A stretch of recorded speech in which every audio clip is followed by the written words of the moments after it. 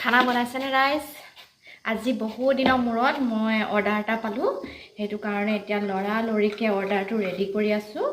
মানে অৰ্ডাৰটো হৈছে কি শুকান ৰুটি আৰু কিবা চব্জি বনাই দিলেও হ'ব বুলি কৈছে, সেইটো কাৰণে মই এতিয়া লৰালৰিকৈ বনাই আছোঁ, দেৰি হৈ যাব যে। এতিয়া এয়া ৰুটি কিমান অৰ্ডাৰ পাইছোঁ জানে?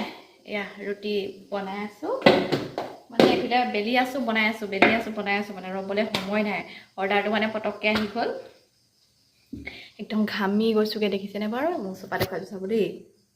এয়া গোটেইজনী একেবাৰে ঘামি জামি মুঠতে অৰ্ডাৰটো দিব লাগে। মোৰ দেৰি হৈছে, সোনকালে দিবলৈ কৈছে।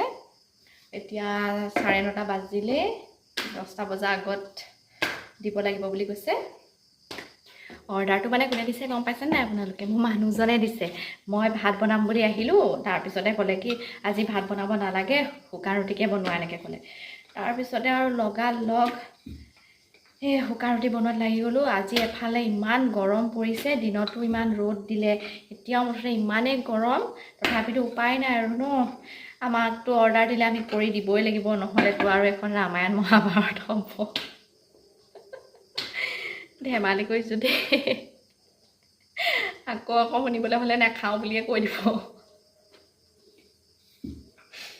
এতিয়া এয়া বনাই হৈ গ'ল।